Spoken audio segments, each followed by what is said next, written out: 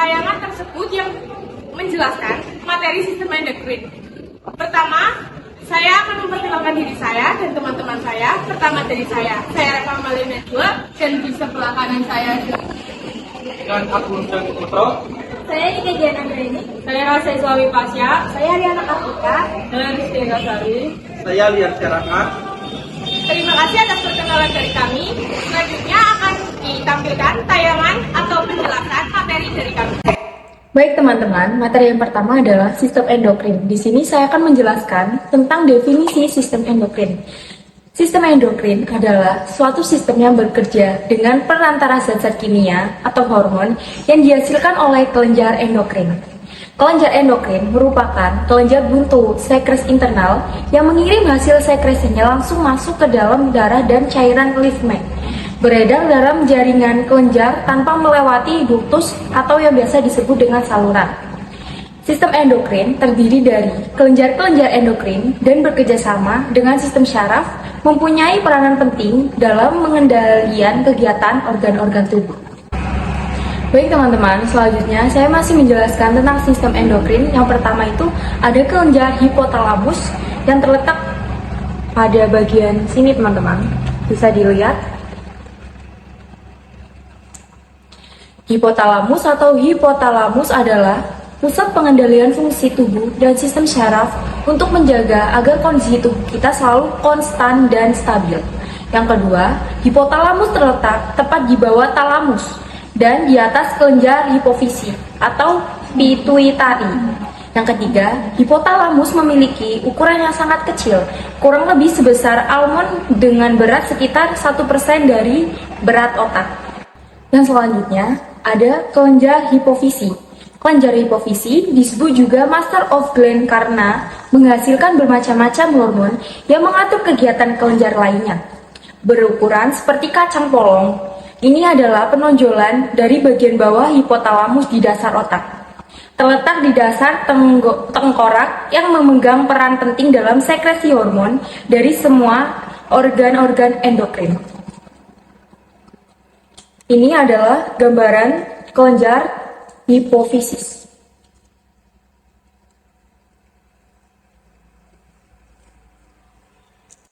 Selanjutnya saya akan melanjutkan sistem endokrin jenis-jenis hipofisis.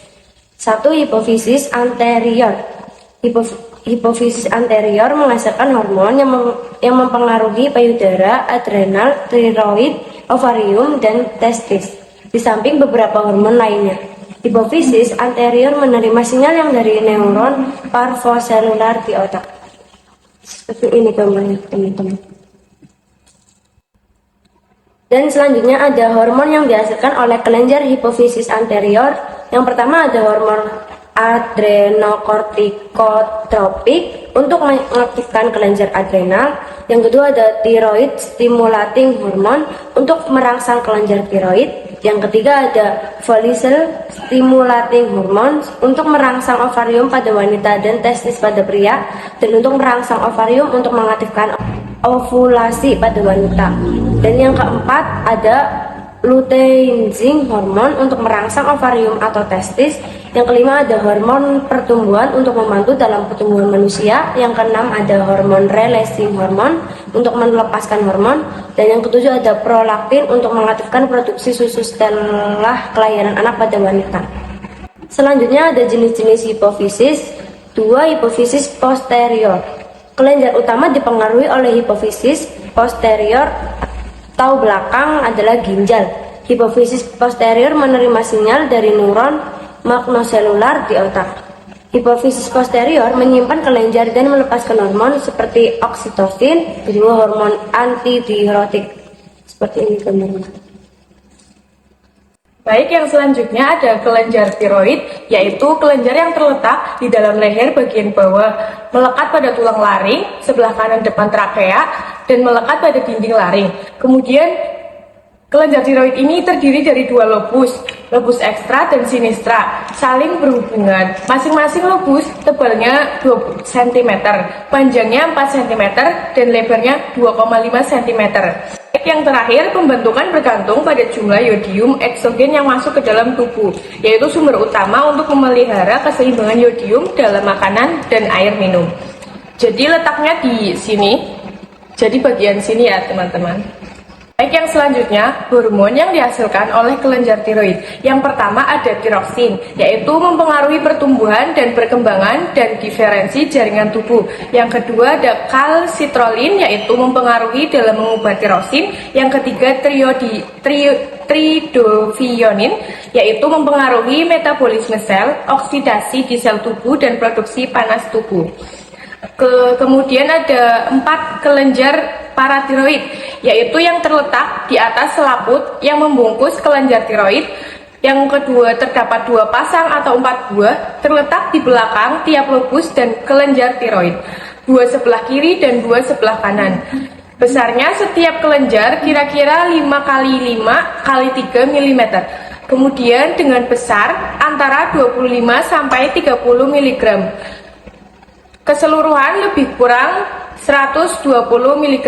Hormon yang dihasilkan oleh kelenjar ini yaitu yang pertama ada parathormon atau PTH yang berperan dalam pengaturan pemakaian ion kalsium Ca2+ dan fosfat PO43+ pada jaringan, yang berperan dalam mengendalikan kadar kalsium dalam darah. Jadi letaknya di bagian sini. Sistem endokrin kelenjar adrenal berbentuk ceper, terdapat pada bagian atas dari ginjal, biasanya beratnya kira-kira 5 sampai dengan 9 gram, berjumlah 2 buah sesuai dengan jumlah ginjal. Terdiri dari 2 bagian, yaitu bagian luar korteks dan berasal dari sel-sel eksternal.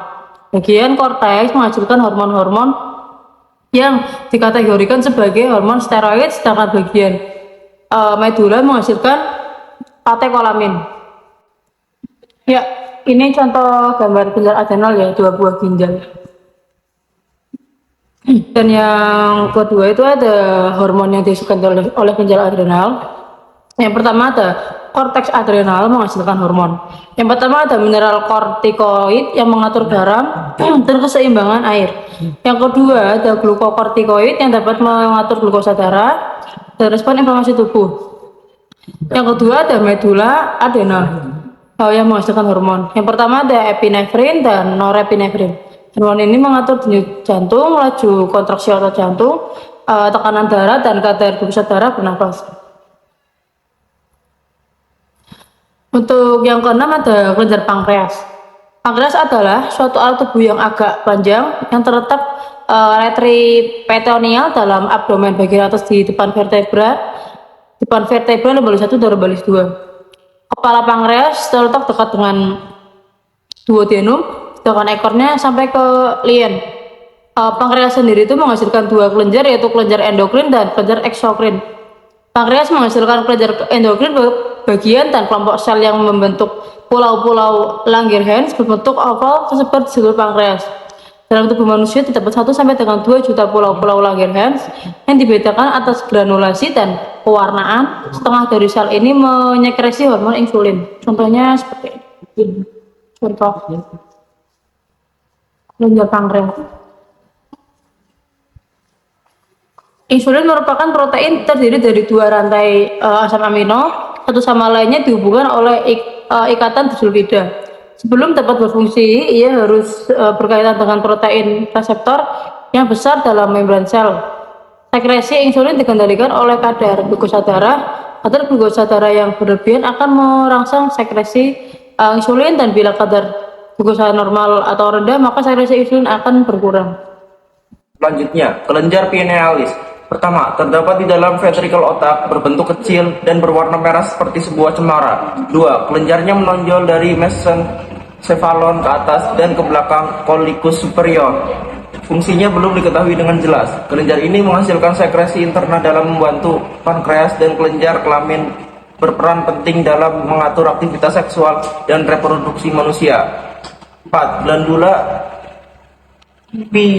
pinalis diatur oleh syaraf-syaraf yang ditimbulkan oleh cahaya yang terlihat oleh mata, menyekresi melatonin dan zat lain yang serupa melewati aliran darah atau cairan ventrikel. 3. ke glandula hipofise anterior menghambat sekresi hormon gonadotropin dan gonad menjadi terhambat lalu berinvolusi. Kelenjar timus. Pertama, kelenjar timus terletak dalam rongga mediastinum di belakang ostrenum di dalam rongga toraks, kira-kira setinggi bifurkasi trakea. Warnanya kemerah-merahan, terdiri dari 2 lobus. Pada bayi baru lahir sangat kecil dan beratnya kira-kira 10 gram. Ukurannya bertambah setelah masa remaja antara 30 sampai 40 gram dan setelah dewasa akan mengerut. Organ ini merupakan bagian dari kedua sistem limfatik yang membuat bagian utama dari sistem kekebalan tubuh dan sistem endokrin yang mencakup semua kelenjar yang memproduksi hormon. Ya, ini yang kelenjar timus seperti ini gambarnya. Di sini saya akan menjelaskan sistem endokrin. Sistem endokrin atau kelenjar kelamin, testis, dan ovarium. Kelenjar kelamin pada wanita terletak pada ovarium. Hormon yang dihasilkan 1. Estrogen untuk mempertahankan bentuk ovum dan ciri-ciri kelamin sekunder. 2. Progesteron mengatur pembentukan palestan dan produksi air susu. Kemudian pada laki-laki terletak di bagian testis. Hormon yang dihasilkan yang terpenting yaitu testosteron yang berfungsi mempertahankan proses pembentukan sperma dan menumbuhkan ciri-ciri kelamin sekunder. Ini dia gambarnya ya teman-teman. Kemudian ada sistem endokrin yaitu testis, male reproductive organs. Bagian-bagian male reproductive organ yaitu layer intestines. Ini gambarnya. Kemudian ada seminal vesicle. Kemudian ada ampula dan ejaculofactoridus, prostate gland, bulborutal gland, anus, epididymis, testis, dan scrotum. Baik, saya akan menjelaskan sistem endokrin hormon pada kelamin laki-laki. Di sini ada hormon testikular. Yang pertama ada testosteron untuk perkembangan, pertumbuhan, dan pemeliharaan ciri-ciri sekunder. Yang kedua ada androstenedion sebagai prekursor untuk hormon estrogen pada laki-laki. Yang ketiga ada testosteron untuk pertumbuhan pranatal dan diferensiasi genitalia laki-laki. Yang keempat ada inhibin dan protein pengikat androgen dihasilkan oleh sel-sel Sertoli dan berfungsi untuk merespons sekresi FSH. Selanjutnya ada hormon hipofisis. Yang pertama ada FSH atau follicle stimulating hormone, memiliki reseptor pada sel tubulus seminiferus yang berperan dalam spermatogenesis. Yang kedua ada LH atau luteinizing hormone atau ICSH, interstitial cell stimulating hormone, memiliki reseptor pada sel-sel interstitial yang berfungsi merangsang sel-sel interstitial di dalam testis untuk berkembang dan menyekresikan testosteron. Selanjutnya ada hormon hipotalamus yaitu GnRH atau gonadotropin releasing hormone, berfungsi merangsang kelenjar hipofisis mengeluarkan LH, dan FSH mengatur mekanisme umpan balik negatif dalam sintesis dan reaksi testosteron. Baik, selanjutnya saya akan menjelaskan sistem endokrin hormon pada kelamin perempuan. Yang pertama ada hormon estrogen.